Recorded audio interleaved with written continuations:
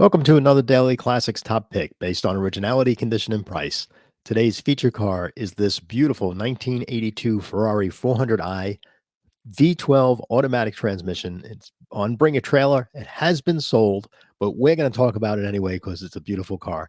My name is Rob Lofaris. You're watching the Daily Classics channel. Let's go check this car out. I found this car this morning on Bring a Trailer. It's really an interesting one. A 1982 Ferrari 400i. It's got a 4.8 liter V12 engine. It has a General Motors automatic transmission. And it was at $28,000 this morning with 7 hours to go, which I thought was an interesting price. And the price history on the car, I'll take you through it right away while we're starting off this video. The person bought this car during, I think, December of 2020, during COVID, and paid $50,000 for it on Bring a Trailer. And then in September of last year, he put it on Bring a Trailer on a reserve auction, and it only got to $36,000 and it wasn't sold. And then he put it on Bring a Trailer just recently, a couple of days ago, and there's no reserve auction, and the car just sold for $37,000 on Bring a Trailer. There it is right there, 37,000. So he lost $13,000 on this car. Now, the person appears to be a dealer, so that happens. Dealers make investments and they went make money on this car, they lose money on that car. But if this was an individual, that's a substantial amount of money to lose. So there's some learnings here on that, meaning that during COVID, a lot of people were buying cars because it was what they did when everybody was home. And prices have now leveled off a bit. And the best time to buy a car really is during the winter time right now. And the person that just bought this car for $37,000, I think he got a very well bought car. So take you a little history on this car. It's a 1982 Ferrari 400i, the V12 automatic. It came in a 5-speed or an automatic.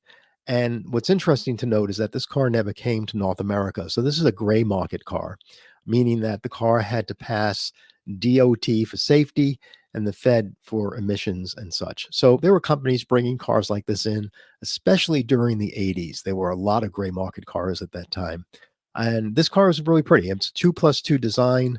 The body design is by Pininfarina that did most of the Ferrari work at the time, had a top speed of about 150 miles an hour. This V12 engine, European rating anyway, was about 315 horsepower. So it's a pretty exotic car. It's a 2+2, like I said, 2 seats in the front, 2 seats in the back. And it's a real nice car. If we look at the actual ad and just go through some of the photos real quick, I'll share that with you. Look at the design. Design is very pretty. I mean, it has looks like the quattro valve tail lights in the back. I guess they had to add a ferralized bumper back here because it's probably not what you'll find in Europe. So that's part of the DOT, getting in for safety and all. But overall, the car looks very original. There's no body damage on the car. It looks to be original paint. The interior looks to be really nice. A little wear and tear on the driver's seat bolster, but that's to be expected. Again, there's the original Ferrari wheels. There's a Pininfarina logo on the fender flare. It's got pop-up headlights. It's a very attractive car. I mean, this is a very nice touring car. I mean, absolutely beautiful. One of our members on our Facebook page said, "Hey, Rob, rather than deal with the complexities of the V12 engine, we could just take out the V12 and put an LS2 in there because it already has the uh, automatic transmission." And I said, "No, you actually can if you wanted to."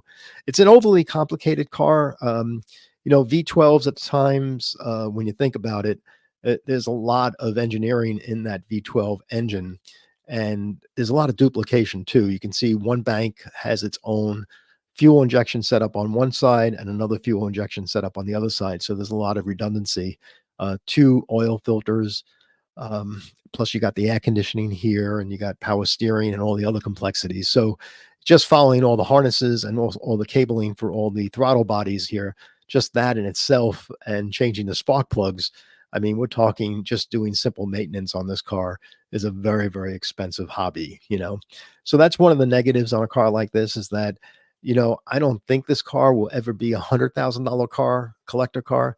Um, I think at $37,000, it's a decent deal. But the person that bought this car has bought more than $30,000 worth of future repairs. The car has some rust in the rear here on the exhaust system. I'm not sure if this has been repainted. to disguise some of the rust that might be back there. So we really don't know, but he'll have to do an exhaust system at minimum. And that's $6,000, $7,000 easy just to do that on the car. So these are exotic cars, just like anything else. Once you buy a car like this, you're talking on the exotic side. You can see some of the rubber around the door edge here is cracked and old. So it gets dry, with the time passing and all that. I mean, 1982 was some time ago. He does state that there's an oil leak in the car somewhere.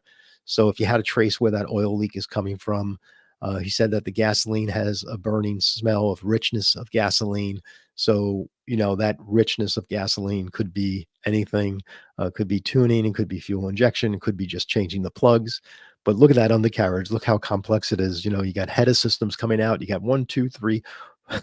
You got a lot of header work here. So even just changing the exhaust system on this car is a monumental task that I couldn't do in my garage. You definitely need a lift. I guess the only thing I feel real comfortable with is this familiar General Motors transmission. But other than that, I mean, that's what these cars are. They are super exotic cars. Yeah, that exhaust system, one, two, three resonators going all the way down the back.